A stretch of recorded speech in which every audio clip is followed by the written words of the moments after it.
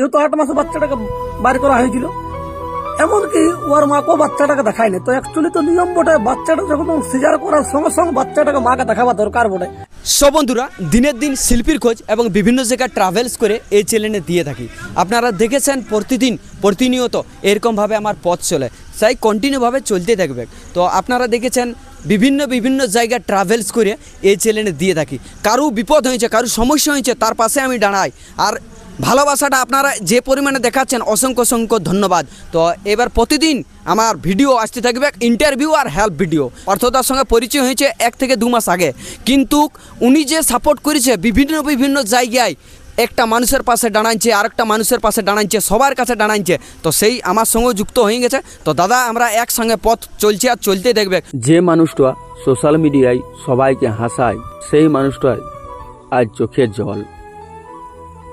তো আপনারা অবশ্যই হয়তো দেখেছেন বাসুদাকে, যে কমেডিয়ানে ভাইরাল পুরুলিয়ার। তো কিছুদিন আগে এক দুর্দান্ত ঘটনা হয়েছে ওনার এবং ওনার পরিবারের। তো আপনারা হয়তো ভিডিওর মাধ্যমে দেখেছেন। তো একটাই আপনাকে রিকোয়েস্ট করব, আপনারা ওনার পাশে দাঁড়ান। আমি তো আছি বাসুদার পাশে সব সময়, আর সব সময় থাকব। তাই বাসুদার পাশে আপনারা থাকুন। আর এই যে দুর্ঘটনাটা হয়েছে, এটা আপনারও হতে পারে, আমারও হতে পারে, অনেক লোকেরই হতে পারে।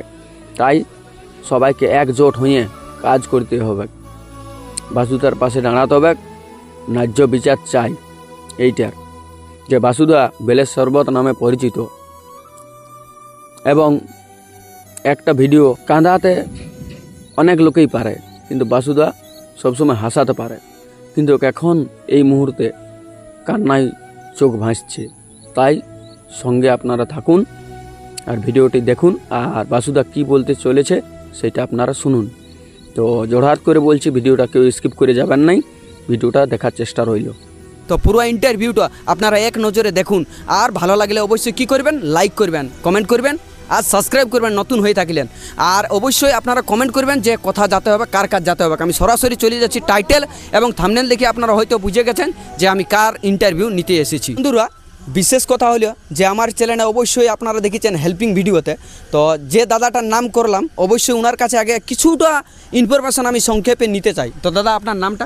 আমার নামটা পার্থ চট্টরাজ, আমার ফেসবুক আইডি পার্থ চট্টরাজ। আচ্ছা। তো আপনারা সবাই আমাকে একটু ভালোবাসা দিন, আমার পাশে সবাই মানে অবশ্যই দাঁড়ান, কারণ আমি মানুষের হেল্প করে থাকি। আচ্ছা, এটা কম বেশি কতদিন থেকে করছেন হেল্পটা? মানে আমি তো ফেসবুকে আসার আগে থেকে হেল্প করে আসছি। আচ্ছা। ব্লাড হোক, চাই মানুষের আর্থিক দিক থেকে হোক, আমি হেল্প করে আসছি। আচ্ছা। তো যদি আরো যদি কোনো পেশেন্ট থাকে, তো অতি অবশ্যই আমরা হেল্প করতে বাধ্য আছি।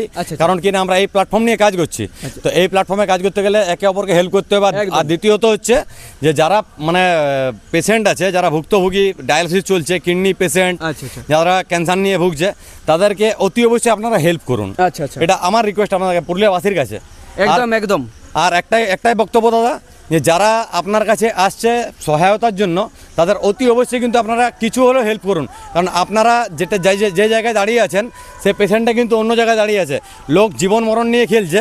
তো সেই জায়গায় আমার একটাই রিকোয়েস্ট যে আপনারা তাদেরকে হেল্প করুন। আচ্ছা। দাদাকে অসংখ্য ধন্যবাদ। আর আমার টিমেই দাদা আপনি তো সামিল হয়েছেন। অবশ্যই তোমার টিমে আছি, তোমাকে সাপোর্টে আছি।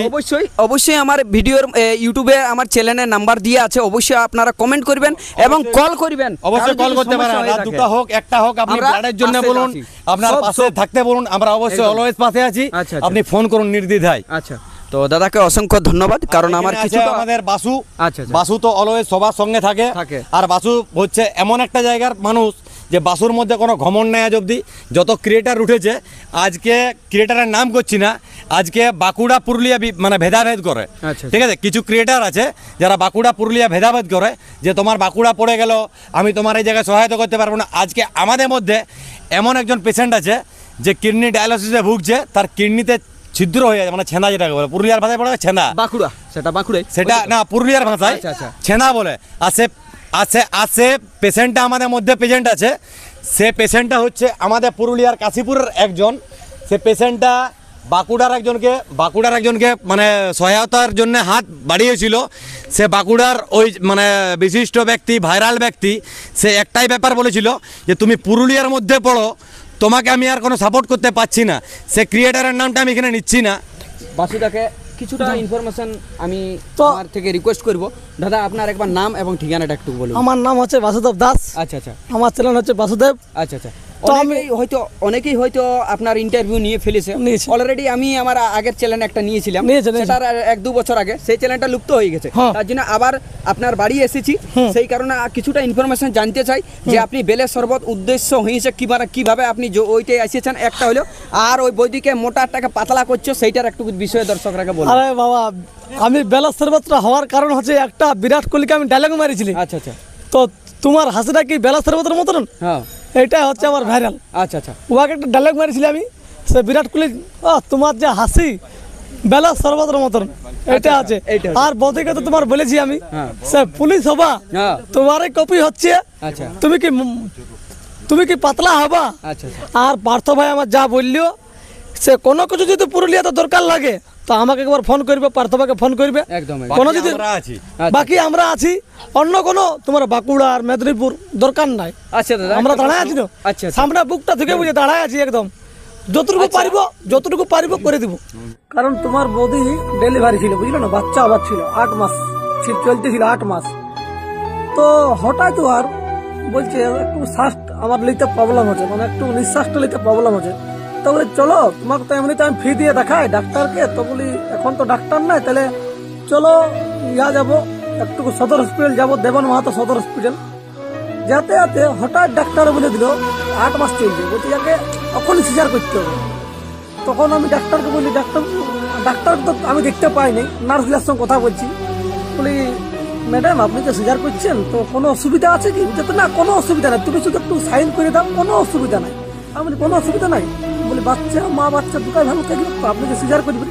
বলছে না, কোনো অসুবিধা নেই।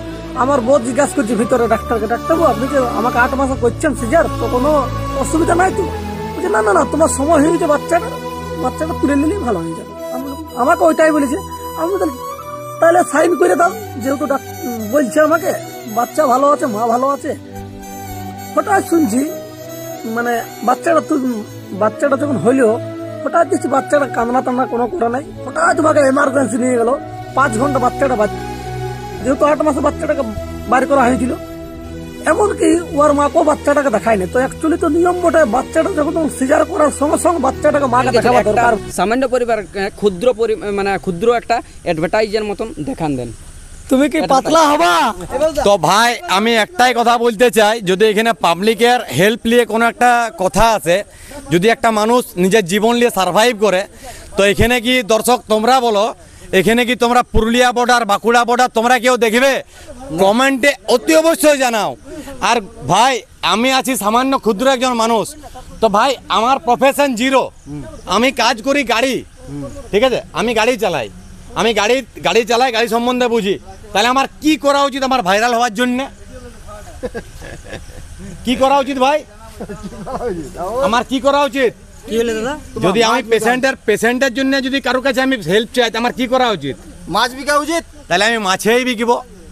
তাহলে মাছ বিকে যদি ভাইরাল হয়, আর তারপরে বাঁকুড়া পুরুলিয়ার কেসটা আমি টাইনবো, আমি পার্থ চট্টরাজ, আমি কাল থেকে মাছেই বিকিব, ঠিক আছে? কারণ বাঁকুড়া পুরুলিয়ার মানুষকে যদি তোমার হেল্পের জন্য তুমি মাছ বিক্রেতা থেকে একটু উপরে উঠে একটু পিড়া সাপোর্ট নিয়ে তুমি বলতে পারো এটা বাঁকুড়া বর্ডার, তুমি পুরুলিয়া বর্ডার, তাহলে আমি বলতে পারি কালকের থেকে আমি মাছ বিকবো, আমিও ভাইরাল হবো, আমিও বলবো আমি বাঁকুড়ার বর্ডার, তুমি পুরুলিয়ার বর্ডার। এখানে সমাপ্ত করছি। সমাপ্ত করো। তো অসংখ্য ধন্যবাদ দাদারাকে। তো ভিডিওটা এখানে সমাপ্ত হলো, আবার দেখা হবে সেরকম একটা ইন্টারেস্টিং ব্লগ অ্যান্ড সাক্ষাৎকার নিয়ে। নমস্কার, জোহার, দণ্ড।